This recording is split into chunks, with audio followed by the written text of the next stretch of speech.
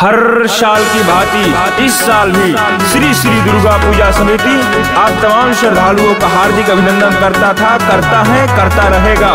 मेला में आए तमाम श्रद्धालुओं से अनुरोध है कि अपने अपने का साथ ना छोड़े।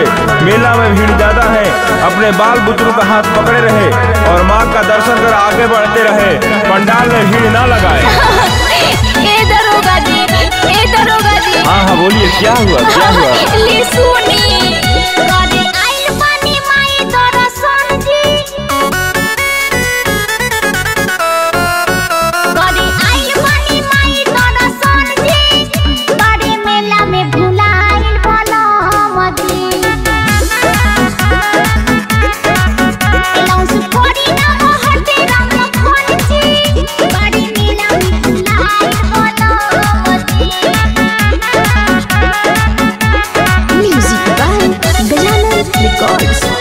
ठीक है, रोइए मत। पहले ये तो बताइए कि आप लोग का कहाँ से साथ छूटा है, पहले बताइएगा तब ना। ये दरोगा जी, हम माई के चुनरी लेत रहनी है तो वही से साथ छूटल बा। महंगा पड़ी गई, जेने तक चारों ओरी भीड़ भारी भइल।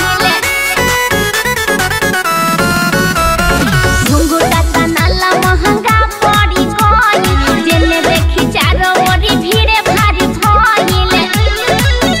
खड़ा रहन हमरा तो ही नाय लगजी, बड़े मेला में बुलाइन बोलो मोदी।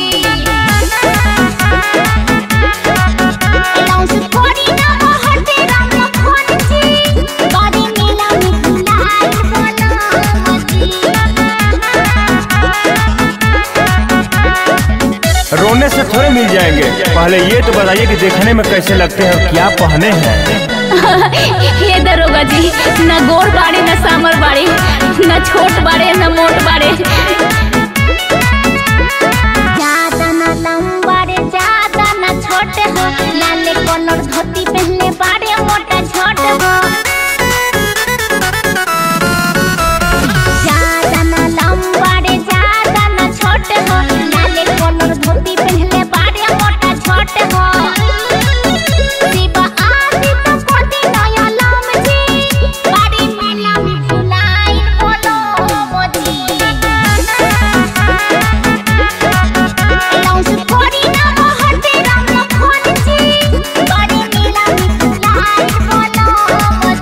राम लखन जी, अगर हमारी आवाज आपके पास पहुंच रही है तो आप पंडाल के पास आने का कष्ट करें, आपकी मेहरारू आपको खोज रही है।